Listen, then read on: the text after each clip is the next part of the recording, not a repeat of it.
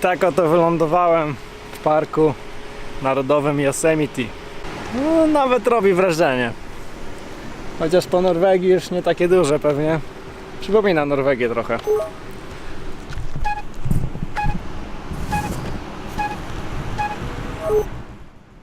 Dolina Yosemite jest sercem Parku Narodowego o tej samej nazwie. Powstała w wyniku erozyjnego działania lodowców około 2-3 miliony lat temu. Zwróć uwagę, jak strome są zbocza doliny. To właśnie jej kształt czyni ją unikalną. Długa na 13 km, Dolina Yosemite co roku zachwyca ponad 3 miliony odwiedzających.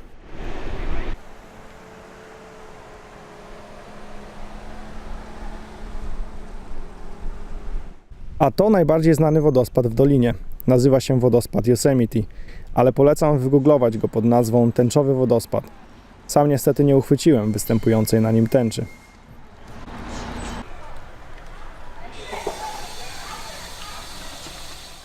Amerykanie nie byliby sobą, gdyby nie zabrali ze sobą w las telewizji, elektryczności, gazowych grillów, a najlepiej to całego domu. А теперь мажь с рук у нас.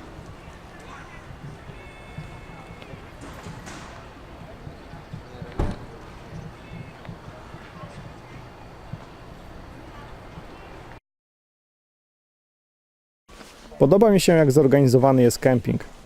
W środku lasu, pomiędzy drzewami i zwierzętami. Wieczorem chodzą rangerzy i ostrzegają przed wizytą niedźwiedzia, co zdarza się prawie codziennie. Pilnują tylko, żeby chować jedzenie do skrytek. Już się wiewiórka dobiera do mojego jedzenia, na stole zostawiłem.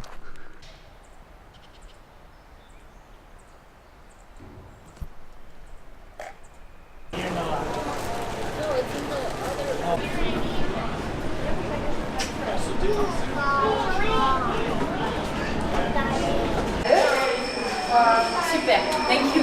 Il est trop beau le Mont Himalaya. Je vous montrerai après. Allez, Il est trop beau. allez, maintenant on y va les enfants. Jadę zobaczyć sekwoję, a później będę chciał w Oregonie zobaczyć czerwone drzewa, redwood, które są na wybrzeżu prawdopodobnie. I tu macie porównanie wielkości.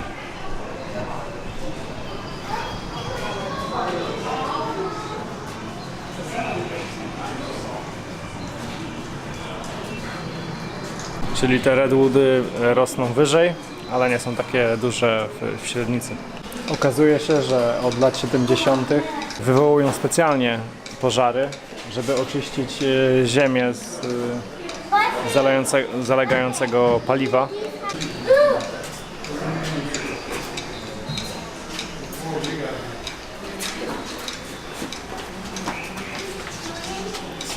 En de schießt kan dus Takie pożary mają właściwości dla lasu, jakieś tam oczyszczanie właśnie ściółki i tak dalej. Także robią to specjalnie czasami. Tutaj na przykład jest sekcja poświęcona fotografom, bo oni jakby rozpowszechnili ten park narodowy w Ameryce w ogóle. To jest John Muir, no jeden właśnie z orędowników tutaj ochrony całych tych gór Sierra. I jego imieniem jest nazwany właśnie bardzo popularny szlak w górach Sierra, John Muir Trail.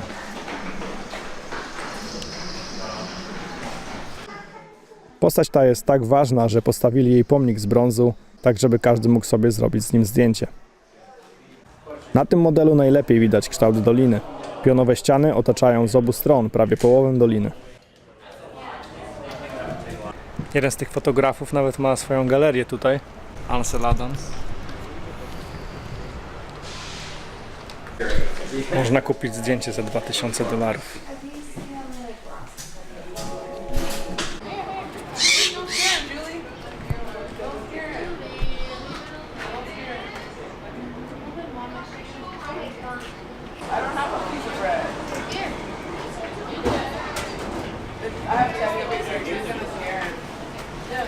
Tutaj nawet te wiewiórki są grube, bo wcinają pizzę codziennie.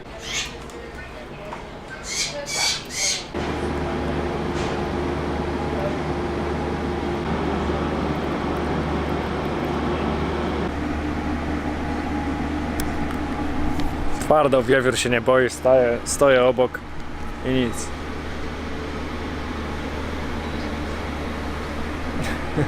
Teraz się speszył, jak na YouTube'a. Czas iść. She told me to come Yosemite, but I can't back down now because I driven too far. Anyway, to the right they call it the Wani Meadow. That's right, they call it the Wani Meadow. Yeah. Ladies and gentlemen, most of us bus drivers will slow down or stop for deer or bear if we see one, but never for a squirrel, okay? Zobacz, Sandra, jaka ściana.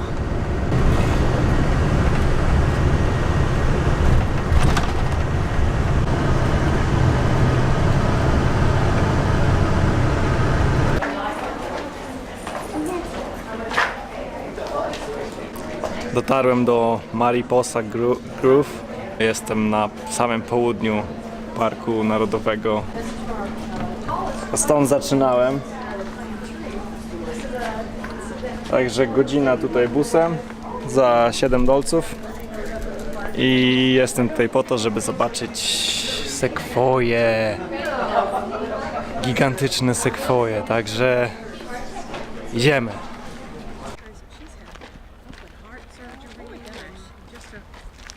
Nareszcie znalazłem wytłumaczenie tych dziur w korze. Znaczy już wcześniej wiedziałem, że to są zrobione dziury przez dzięcioły, ale tutaj jest napisane, że to one właśnie wkładają w te dziury swoje żołędzie na przechowanie.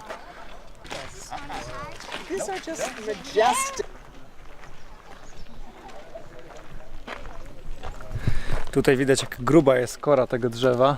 Co roku dorasta kolejna warstwa kory też, dzięki czemu kora ta chroni te drzewa przed pożarami, bo jest za gruba, żeby się spalić w jednym pożarze. Chroni przed insektami i różnymi takimi. Przed temperaturą też zabójczą. Zobaczcie, jak gruba ta kora jest w tym miejscu.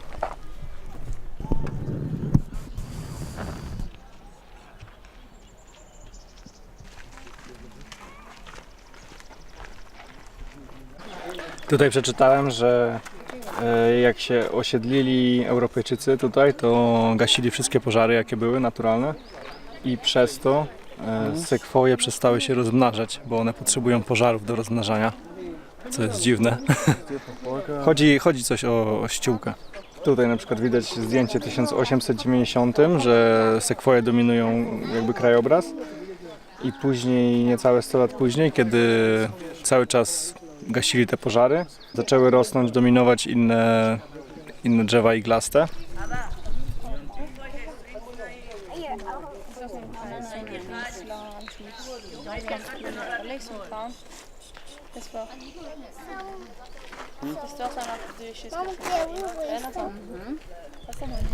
No i ostatnie zdjęcie przedstawia rok 2000, kiedy zrobili specjalnie pożary, żeby przywrócić ten naturalny wygląd krajobrazu tego miejsca.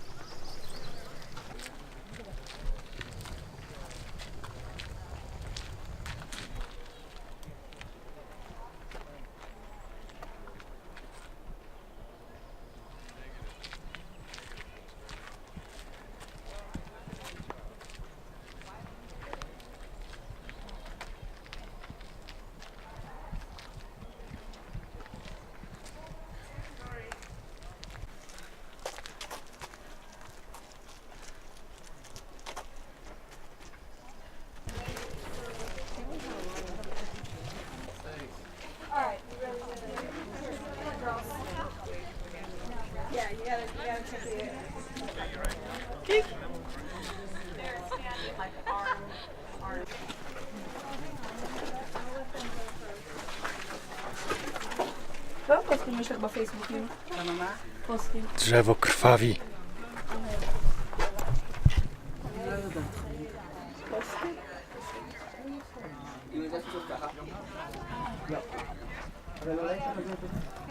Chcecie sarnę? Proszę bardzo, nie ma problemu.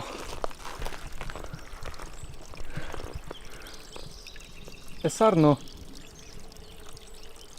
Sarna pije wodę. Zajęta jest, nie chce rozmawiać.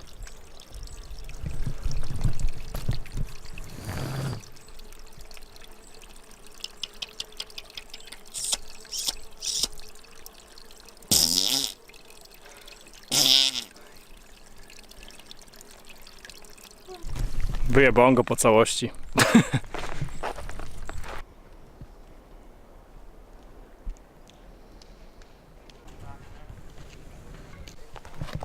Posłuchajcie tego.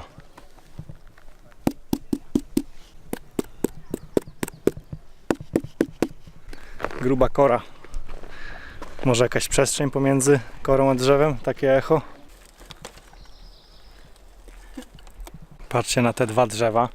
Rosną ze sobą od grubych kilkuset lat razem. Także nawet nie widać przy podstawie, że to są dwa drzewa, bo się połączyły korzeniami i wszystkim, tak przynajmniej mówi tabliczka. Drzewa te się nazywają wierna para.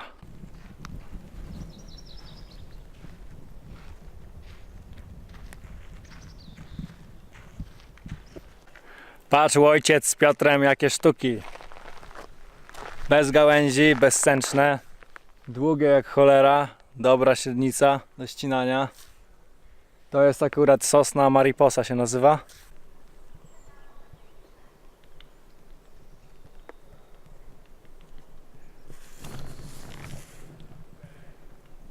No i tutaj sekwoja oczywiście, no ale sekwoja to wiadomo. Ciekawe, czy w ogóle gdzieś można kupić drzewo sekwoi.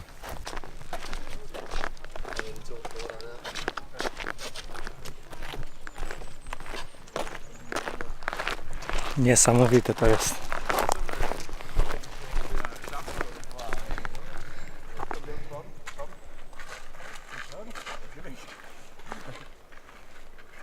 Spójrzcie na to drzewo za mną. Jest wypalone w środku przez znaczną część pnia. A mimo wszystko żyje, rośnie cały czas. A jest tak dlatego, że te drzewa w środku w rdzeniu mają martwy rdzeń, który jest sztywny i daje im taką podporę, a te warstwy zasilające w soki są zlokalizowane bliżej kory, chociaż mi się wydaje, że nie aż tak blisko jak po lewej stronie. Myślę, że tylko prawą stroną idą soki, chociaż mogę się mylić. W każdym razie drzewo może sobie żyć dalej, nawet bez większej części przekroju u podstawy.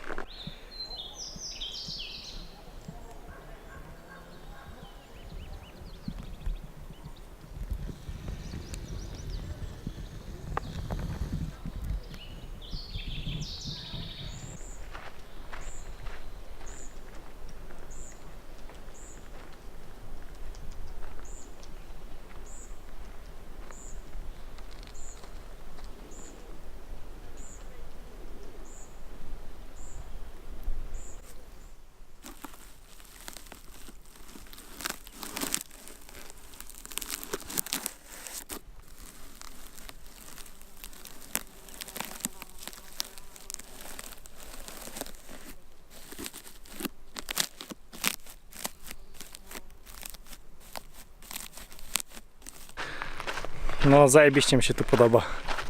Naprawdę robi to wrażenie. Te drzewa niesamowite.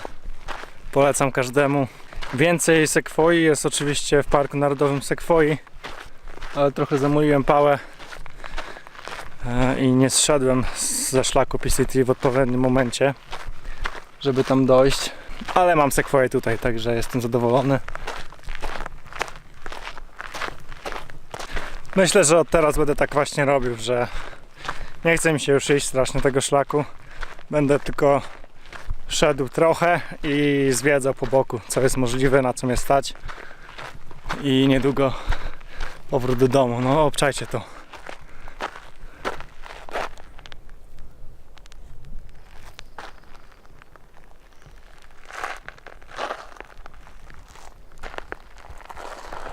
Niesamowite.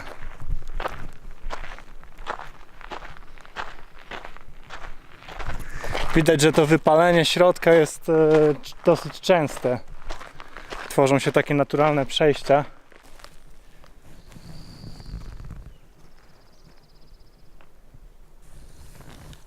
I to drzewo też jest podwójne, na przykład. Zobaczcie. Widać? Się rozdwaja.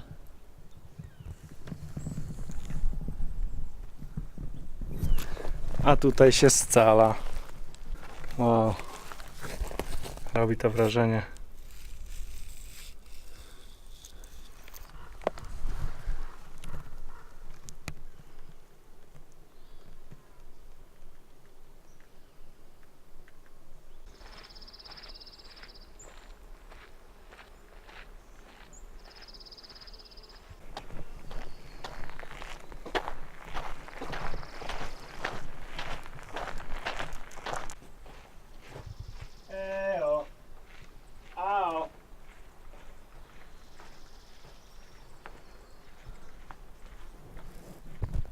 Jak w pustyni i w puszczy.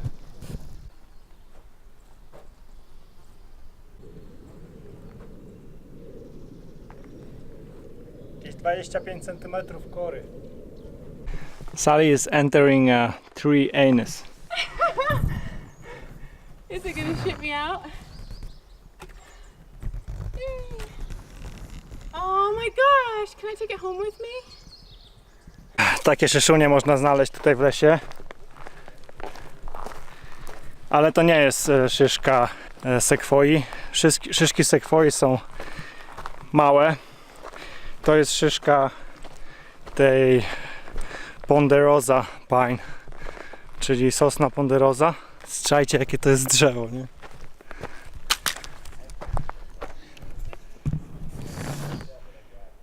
Po prostu nie można się przyzwyczaić do tego, jak ogromne te drzewa tutaj są.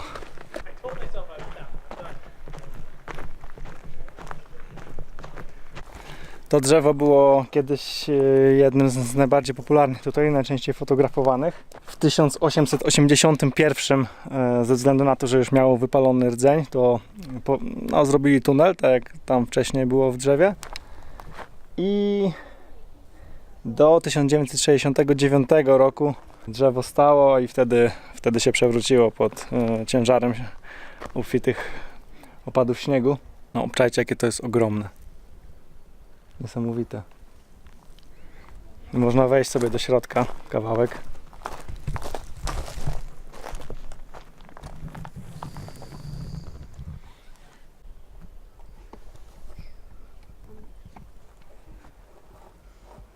Siła przyrody, prawa natury w najczystszej postaci. Żeby się rozmnażał las sekwojowy, musi być pożar. Ale podczas pożaru na pewno niektóre sekwoje nie przetrwają. Albo zostaną znacznie uszkodzone. Tak to już jest. To jest sama grubość kory. I to na pewno nie jest maksymalna grubość jeszcze. Odpadło kawałek. Strasznie miękka ta kora jest w dotyku. Miękka, ale też ma takie igiełki trochę.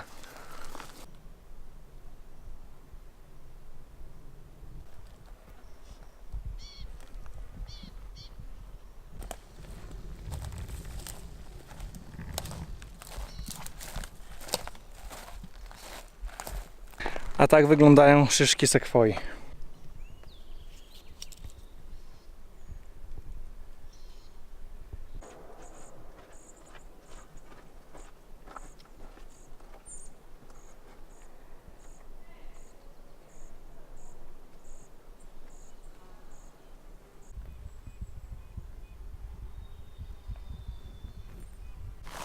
No i tak właśnie te ręki. Proszę bardzo, na wyciągnięcie ręki. O, wstydzioszek. Zdecydowałem, że chcę pominąć trochę szlaku i jechać autostopem do Salt Lake Tahoe, gdzie czeka na mnie mój laptop. Jedziemy razem.